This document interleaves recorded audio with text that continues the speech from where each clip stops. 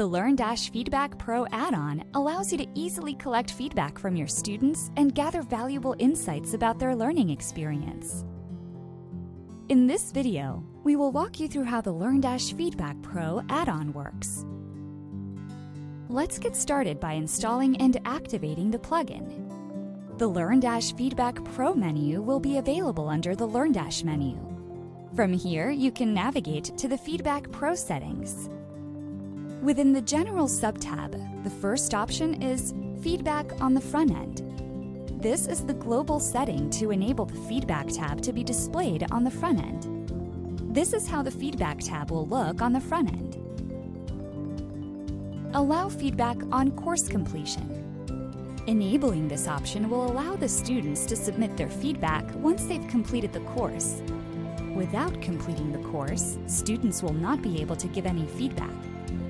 Allow feedback on. Here you can mark checkboxes to enable feedback on courses, lessons, topics, and quizzes. Admin email notifications. With this setting enabled, admins will receive an email notification when a user leaves feedback on a course. Display feedback when approved by admin.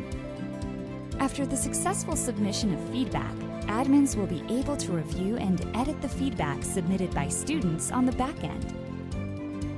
Enabling this option will allow the admin to approve the submitted feedback before publishing. To approve feedback, navigate to the LD Feedbacks Pro, All Feedbacks, Permission column, click on Approve. You can also approve feedback in bulk by selecting all of the comments you want to approve. And then, from the Bulk Action drop-down, click on Feedback Approve. Once feedback has been approved, its status will be displayed in the Status column. Change feedback style to grid. Enabling this option will change the feedback style to a grid on the front end. This is how the list view feedback style will look on the front end. And this is how the grid view feedback style will look on the front end. Feedback limit. This option lets you set a maximum number of reviews the students can submit. This is how the notification will look on the front end when the feedback limit has been reached. The next subtab is Messages. Here you can customize the feedback form content. Title of feedback form. Here you can set the title of the feedback form. Description of feedback form. Here you can configure the description for the feedback form. Similarly, you can alter the text of Feedback Limit Message, After Submit Feedback Message, and Feedback Submit Button text. The next subtab is Feedback Form, and its first option is Enable Feedback Header. Enabling this option will add a heading field, and this will allow students to write their feedback along with its heading. Enable Feedback Filter. By enabling this option, a filter box will appear on the front end, and the student can use it to filter the feedback by rating.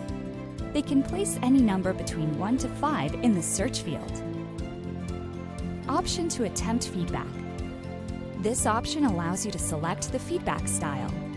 You can choose rating only or comment only, or you can select both of them. This is how the rating only option will look on the front end. This is how the comment only option will look on the front end. And this is how the both option will look on the front end. Enable Courses Average Rating. This option will show the feedback's average rating on the LearnDash course listing page. Our add-on LearnDash Feedback Pro also works along with the LearnDash Course Grid add-on, and you can see the feedback's average rating on the LearnDash Course Grid listing page. This is how it looks on the front end. You can also disable the feedback for a specific course, lesson, topic, and quiz from their settings page.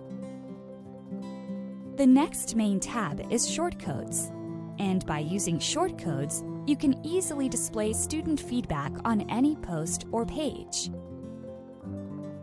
Now you are ready to engage your students like never before with the LearnDash Feedback Pro add-on.